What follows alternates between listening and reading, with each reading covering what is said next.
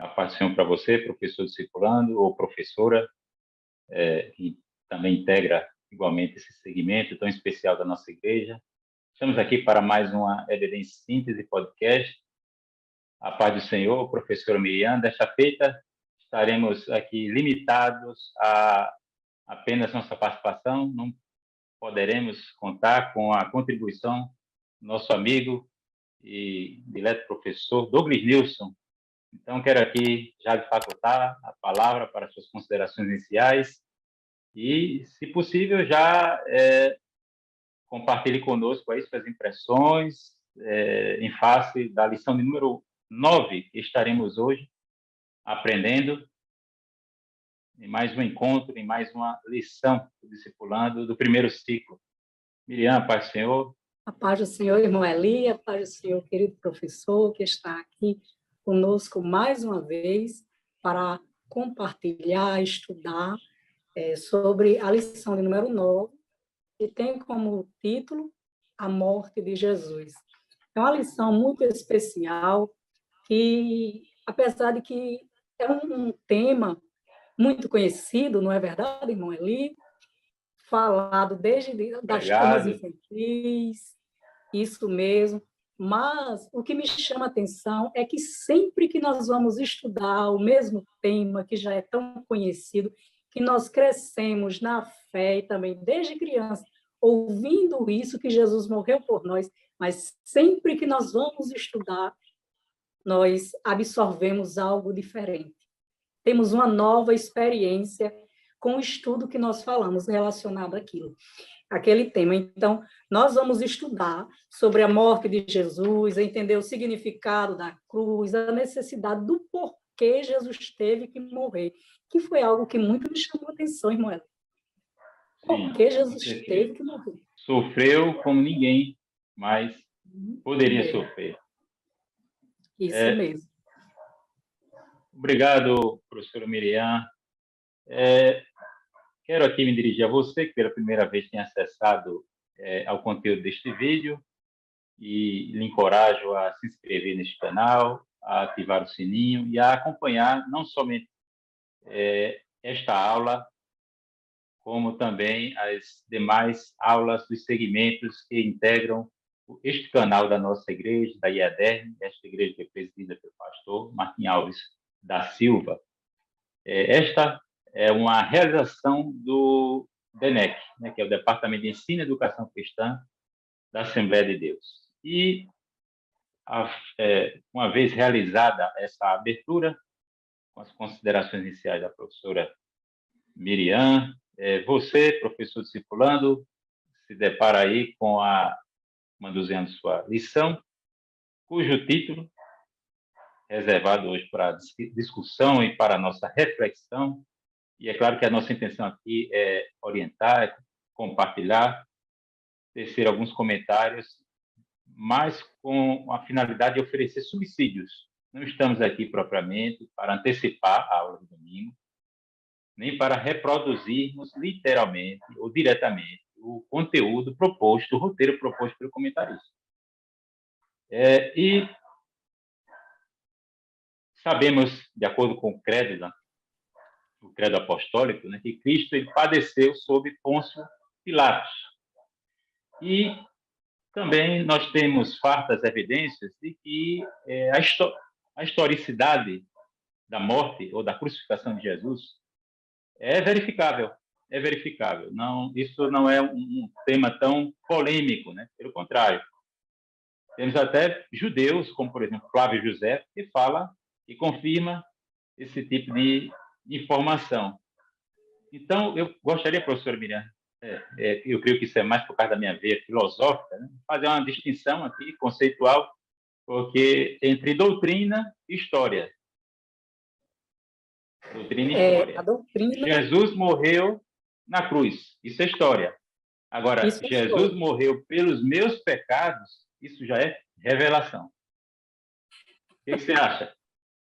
E no decorrer da história, né? No decorrer do estudo, que para muitos essa mensagem é loucura, a morte da cruz é loucura, mas para outros é poder de Deus, que nós vamos entender isso aí muito bem. Irmão Eli, sobre a questão logo do primeiro tópico, que fala sobre a necessidade de Cristo, como o senhor mesmo falou. Sim, fique à vontade. A necessidade da morte de Cristo. Para ministrar a aula, mas para trazer subsídio, para conversar um pouco sobre a lição, é porque a partir do momento que nós estamos conversando um pouco, trocando ideias sobre a lição, o professor ele também se familiariza e abre novas ideias, ele tem um norte melhor para trabalhar a sua lição em sala de aula, né? Nós sabemos que com a queda de Adão, o pecado veio ao mundo, e é interessante, irmão Eli, é você professor, que isso trouxe a morte. Nós sabemos que isso trouxe a morte, o pecado trouxe a morte, mas o que eu quero frisar aqui é que esse pecado ele trouxe 2 tipos de morte. Sim.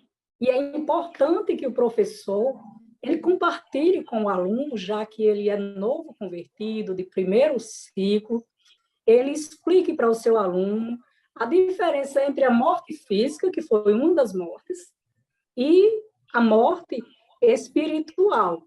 Mas o que seria morte física e espiritual? Separação do corpo e do espírito. A morte física, a morte espiritual foi, eu acho que não foi a pior parte, né? Ele foi excluído da presença de Deus. Então, foi um pecado que veio e trouxe a separação entre Deus e o homem, mas o sábio, o pai, já tinha um plano, ele já sabia que ia acontecer tudo isso e tinha um plano de salvação para os seus. E o que me chama a atenção, irmão, é que esse plano não era para ser executado somente através de Cristo, mas tinha participação da Trindade. Também é muito importante trabalhar isso com o aluno. A Trindade, Pai, e realizou o plano. Eu imagino, nós não temos, o nosso pensamento é muito limitado, mas imagino o Pai elaborando o plano. O conselho, isso a mesmo, conferência trinitária. Ia executar o plano e o Espírito Santo colaborar com o plano, convencendo o homem do pecado. É verdade. Então, esse é um dos motivos que Jesus Cristo morreu na cruz do Calvário, justamente por causa disso. Mas outra coisa que me chama atenção, muita atenção, é porque Jesus era o único que podia expiar nossos pecados. Sim. Porque ele era o único que podia expiar nossos pecados. E mais nenhum outro poderia fazer isso.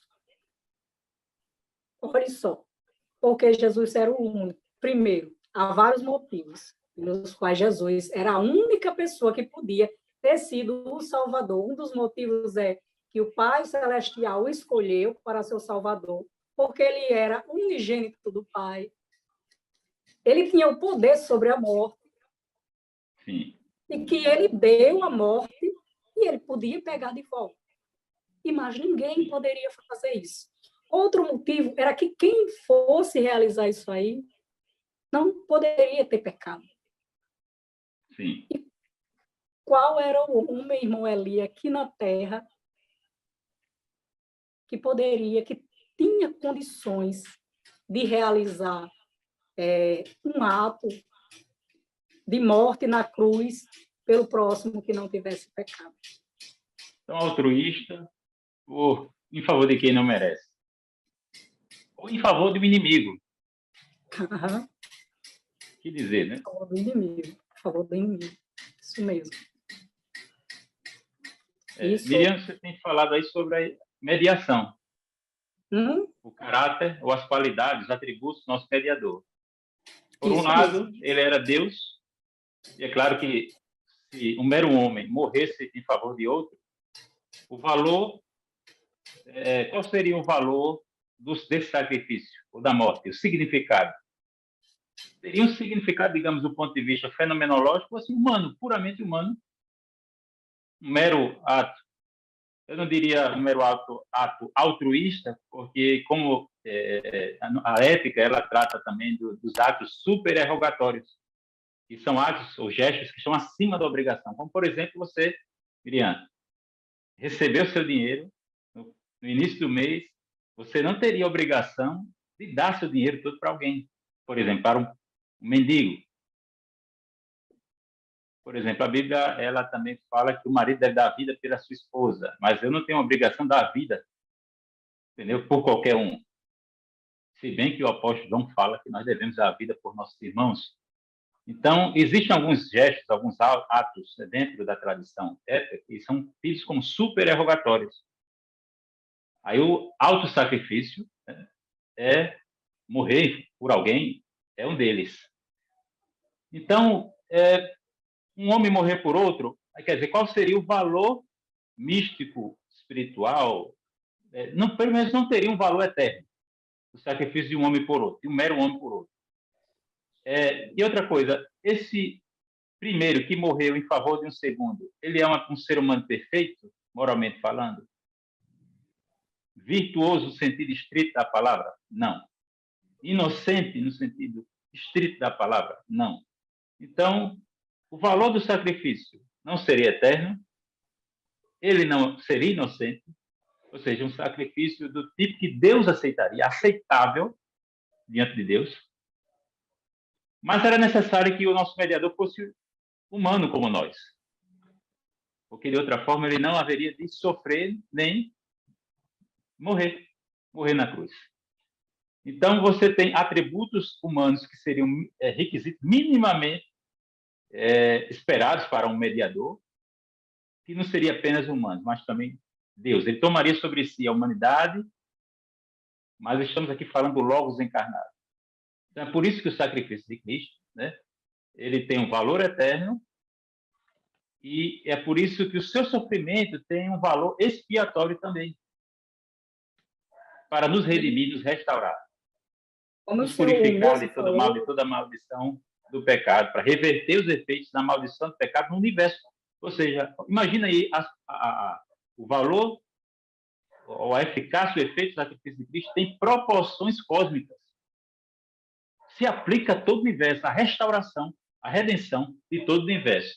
Então, dificilmente o sangue derramado, né, um sacrifício cruento, feito por um homem em favor de outro, teria esse tipo de implicação, de alcance universal. Jesus Cristo, ele não tinha nenhuma obrigação, não é? E não tinha nenhuma obrigação, ele fez isso livremente. Mas um ato, isso foi o quê? Um ato de amor. Um ato de amor. Um amor, eu não tenho palavras para falar, para relatar, porque é um ato que não se encontra em lugar nenhum, porque ele não tinha nenhuma obrigação.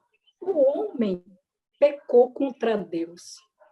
Sim. Então, eles poderiam muito bem nos punir. Realmente, estamos sendo punidos, mas a morte de Cristo na cruz, ele vem pago por nós com um amor tão singelo, simbólico, que não se encontra em lugar nenhum. Só tão profundo, tão infinito. na cruz. Ele nos amou primeiro, né, primeiramente. Nós que respondemos ao amor, a este amor, digamos, incondicional, e que a gente só consegue imitar numa proporção limitada. Aí essa mensagem trazida por Cristo na cruz, né, como no subtópico 12.1, que é o significado da cruz, né, que foi o apóstolo Paulo mesmo quem escreveu que a mensagem da cruz é loucura, em sua primeira carta aos Coríntios, né? Ele diz que a mensagem da cruz é loucura para os que se perdem, mas para nós que somos salvos, é poder de Deus. E o objetivo ele teve em falar isso aí. O objetivo de Paulo, ao dizer isso, era corrigir alguns erros graves que estava tendo ali, né? Que estava ocorrendo entre os cristãos de Corinto. Então, muitos dos crentes de Corinto, eles estavam sofrendo forte influência da cultura grega, ninguém melhor do que o senhor para não é? Da filosofia. Sim. Tem um conhecimento muito bem aprofundado, inclusive parece que alguns estavam flertando com o sistema filosófico, humanista. É isso que eu entendo, aliás, que eu entendi, né? Então, nesse contexto, o que o apóstolo Paulo procura ensinar é que aquilo que era loucura para o mundo era sabedoria. Era Sabedoria de poder, Deus. né? E para Sim. os judeus, aquilo ali era o quê? Um escândalo. Maldito que for pendurado em madeira. Era maldito por causa que eles esperavam o Messias, o Todo-Poderoso, um capitão, ou aquele que vinha de Davi, da Um linhagem de guerreiro. Davi. Imagine, era uma vergonha inadmissível o Messias esperado estar pregado no madeiro. Então, para eles, o que era aquilo? Para o judeu, eles pediam sinais. Eles esperavam sinais, Ou seja, eles não esperavam enxergavam milagres. poder de Deus nenhum nisso. Pois Não é, identificaram, não reconheceram esperavam poder de Deus. Pelo sinais. contrário, fraqueza. Fraqueza e derrota, fracasso. Aí imagina só, um Messias todo-poderoso que realizava prodígios, milagres, ele era um guerreiro. Era humilhante para os judeus que esse Messias morresse uma morte de cruz. Era um escândalo, era humilhante. E para os gregos? Para os gregos, o Deus, eles não tinham sentimento, para eles, Deus não tinha sentimento, não tinha amor, ele era perfeito em sua concepção. Então, como era que esse Deus iria se rebaixar, não é? Iria se rebaixar a vir e se tornar um homem igual a mim e a você e demonstrar um ato de amor ou até de sofrimento, já que eles não tinham nenhum sentimento, não tinham nenhum amor, eles simplesmente eram Deus. E de repente está ali. Então, era loucura.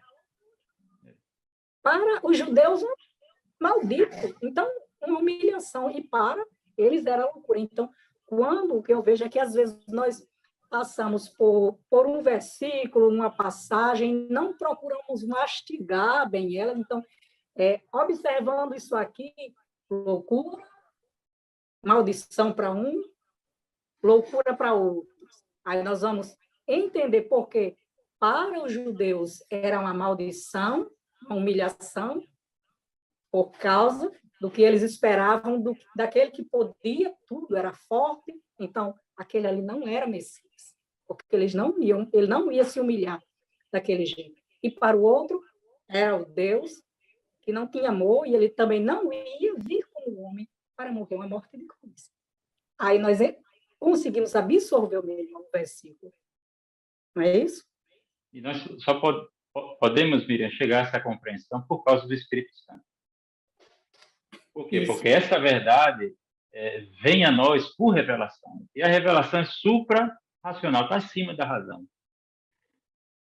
A razão humana ela é finita, ou seja, limitada, inclinada para o mal, ela é maculada pelo pecado. Então, o homem de si mesmo jamais chegaria a essa conclusão de que Cristo, de que se tratava ali, pregado na cruz, né, que se tinha ali, digamos, aqueles judeus, né, aquela plateia, aquela multidão ali, que testemunhou a morte de Cristo, e ali era o Filho de Deus, que era o Messias tão esperado. Então, isso é anti-intuitivo, do ponto de vista assim, racional, no horizonte assim, do pensamento humano. Isso vai contra toda expectativa, tudo que eles esperavam. Né? Mas isso não quer dizer que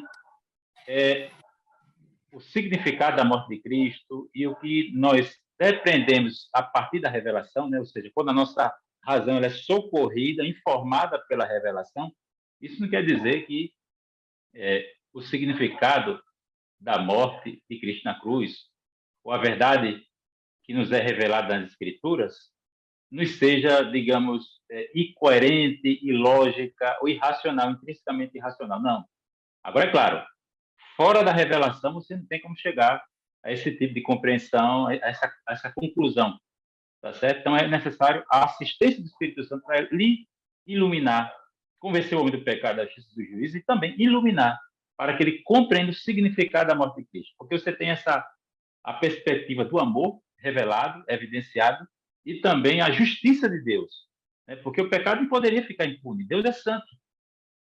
Deus é santo. Imagina aí, digamos, um juiz que não leva em conta um crime que foi cometido e simplesmente solta um bandido, um criminoso, um homicida, etc. Você ia dizer, não, esse juiz não é bom. Então, estamos diante do Deus que é o sumo bem e cuja bondade é santa. Então, Deus ele reage ao pecado e como não havia justo, sequer, não foi necessário ele mesmo se sacrificar pelo homem. Imagina aí o Deus perfeito, esplendoroso, né?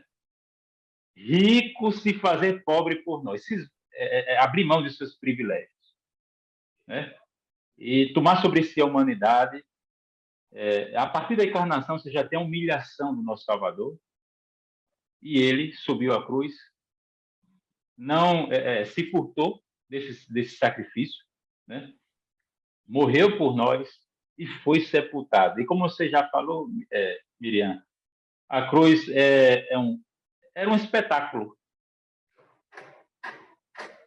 era um método de execução que envergonhava, era marcado pelo terror, pela desumanização do crucificado, né? E era um sacrifício terrível, terrível, e precede até a prática romana. E tem, de acordo com alguns autores, você tem essa tradição quanto a esse método de execução, a prática, né, do empalamento já com espessas, tá certo? E depois isso é verificado ainda sob Alexandre o Grande, Alexandre o Magno, e depois durante o Império Romano. E quem era o alvo, ou a vítima punida com a crucificação? Revoltosos, mas em geral era o escravo, ou seja, era um tipo de morte digna de um escravo criminoso. Aí nosso Deus nem era escravo, nem tinha cometido crime. Então, a um só tempo, assim, a crucificação era um espetáculo, era algo horrível, algo injusto, envolvia muito sofrimento, muita humilhação, e nisso aí você tem Deus revelando seu amor e sua justiça, porque ele não poderia deixar impunes os pecados. Agora, interessante, anjos pecaram e ele não quis perdoá-los. Mas no caso do homem, ele resolveu perdoar, resolveu manifestar a sua graça. Deus é gracioso em si mesmo, mas ele não revelou essa graça para os anjos, mas para o homem, revelou essa graça, essa misericórdia, estendeu, né? E é por isso que você precisa de que Deus lhe revele isso, na sua palavra. E é claro que o Espírito Santo não trabalha à parte da palavra de Deus, ele usa a palavra de Deus para nos convencer, né? E nos iluminar, porque o Espírito Santo ele não fala de si mesmo, ele fala de Cristo, fala de Cristo. E outra coisa, Miriam, que eu poderia, só para fechar aqui esse segundo tópico, em relação ao significado da cruz, é que todo esse sofrimento de Cristo foi antevisto, foi profetizado. Deus, de novo, não foi pego de surpresa. Como você falou, Deus não foi pego de surpresa nem em relação à queda, por ocasião da queda do homem, de Adão, né? Com a queda dos nossos pais, e nem também com a crucificação. Tudo isso foi antevisto, antecipado. Por exemplo, no Salmo 22, você tem a descrição de boa parte dos sofrimentos de Cristo na cruz. Salmo 22. E em Isaías 53, você tem pelo menos 3 palavrinhas que resumem tudo aquilo que Jesus sofreu. Traspassamento, moedura, pisadura. Traspassamento, moedura, pisadura. Ele foi traspassado por nós, moído por nossas iniquidades, e pelas suas pisaduras nós fomos sarados. Glória a Deus. Glória a Deus. E você, se você não quiser comentar mais alguma coisa, a gente já pode ir para o terceiro tópico, mas fique à vontade. Certo, mas eu queria só lembrar, porque você falou que, quando estávamos falando sobre o versículo que para muitos é loucura, mas para nós, Que temos, sabedoria, que poder somos de Deus. estamos sendo E você salvos. falou que é porque o Senhor nos revela. Mas, irmão, o Senhor nos revela quando nós permitimos, porque o Senhor sabe que Ele não é mal educado. Nós somos dependentes dele, dependentes do Espírito Santo. O Espírito Santo nos revela, ele nos ensina, ele nos faz lembrar, ele nos esclarece. Ele não é invasivo, mas ele nos esclarece quando nós damos um lugarzinho, Espírito Santo me ajuda, ele nos revela. Então, é muito importante o professor não ir para a escola bíblica dominical somente com o técnico, somente com o que estuda, somente com a leitura, com a lição, mas com a intimidade com o Espírito Santo. Porque parece que a mensagem ela flui de um jeito que ela consegue alcançar o próximo. É como um balde de tinta. O coração precisa estar aquecido. É como um balde de... Nós não podemos... Eu sempre digo, irmão Eli, eu não posso ser cheia do Espírito Santo. Não seja cheia do Espírito. Transborde nele. Porque quando você é cheio, se for como um balde de tinta, você vai levar o balde para qualquer lugar e ninguém vai ver a marca.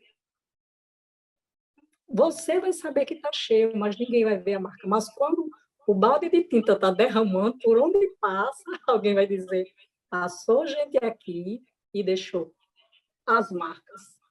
Então, nós precisamos transbordar.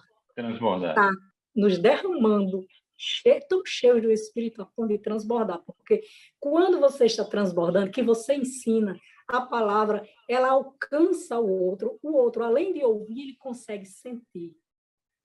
O coração se alegra, muitas vezes se emociona, e ele é verdadeiramente tocado. Mas, às vezes, a pessoa estuda, e sai somente o automático. Parece que a gente sente, assim, sair de forma tão seca, que a gente somente ouve. Mas quando ela vem junto com o Espírito Santo, transbordando junto com o Espírito Santo, aí toca o coração. Somos dependentes. Obrigado, Miriam. Eu creio que esse terceiro tópico já foi ligeiramente aludido em comentários anteriores, porque na morte de Cristo, nossa redenção, o comentarista ele diz alguma coisa sobre estarmos livres, né, desse desejo da tentação de querer se sentir justo, de querer se auto-salvar. Livre de querer ser Deus, não é verdade? De querer ser Deus. É porque algumas heresias que nós conhecemos, elas defendem que você pode se auto-salvar, né? Auto-se justificar através das obras, você receber a salvação. Mas nós sabemos que não, dessa forma não somos dignos, até porque nós não estamos sendo humildes, não é? Então, a palavra-chave que eu tiro para esse tópico, irmão Eli, é liberdade. Sim. É o que o Senhor ele quer para mim e para você. É a liberdade. Livre da tentação de querer ser Deus, até porque nós não conseguimos ser ninguém sem eles. Muito pelo contrário, nós precisamos ter aliança com ele, e através da morte de Cristo é que nós conseguimos ter aliança novamente com ele, pois a ponte que se havia caído, a aliança que se havia rompido, ela novamente, a partir da morte de Cristo. Então, ele nos livra de qualquer tentação. Eu resumo praticamente esse terceiro tópico na palavra liberdade. É o que o Senhor ele quer para nós. É uma consequência de quem, digamos, para quem não reconhece o significado da cruz ou o valor da morte de Cristo. Quando a pessoa minimiza ou despreza, porque não há diferença entre o Jesus histórico e o Cristo da fé. Inclusive, teólogos liberais fazem esse divórcio, essa distinção, né? Porque sabemos que Jesus existiu, de fato. Sua morte é historicamente verificável. E as Escrituras dão um amplo testemunho do sentido espiritual dessa morte. Né? Cristo morreu na cruz. Isso é história. Cristo Jesus morreu por meus pecados. Isso é teologia, isso é revelação. Revelação. Só o Espírito Santo mesmo para nos iluminar quanto a essa verdade, quanto a essa conclusão. Né? Então, a gente já discorreu aqui sobre o fato de não sermos justos. Né? Ninguém seria tão justo, nem tão amorável, para se sacrificar como ao ponto em que Cristo se sacrificou. E também o valor do nosso sacrifício não teria valor expiatório de qualquer homem, de qualquer ser humano. Não teria valor significativamente expiatório, não teria uma eficácia expiatória, não teria um valor eterno, como o sacrifício de Cristo. Né? Seria impotente para perdoar. Então, quando o homem ele não reconhece, quando ele não se coloca ali, diante da cruz, quando ele não está aos pés da cruz, aí como é que ele vai agir? Vai tentar se sentir bom, se sentir justo, querer se auto-justificar, né? E querer se auto-salvar, ou até, quem sabe, cair na tentação dos nossos pais, ser como Deus, querer ser divino. Por exemplo, pensar que ele tem dentro de si uma centelha da divindade. E isso é idolatria. Né? E outra coisa, Miriam, que é importante registrar, é que nenhum ser humano suportaria a ira divina na cruz. Porque isso é pior do que as dores da crucificação, de qualquer tipo de crucificação. É a ira divina. Porque Cristo, ele tomou sobre ele, se fez pecado por nós, fez maldição em nosso lugar, né? Foi um sacrifício vicário. Ele morreu em nosso lugar e, acima de tudo, ele experimentou ali dores infernais.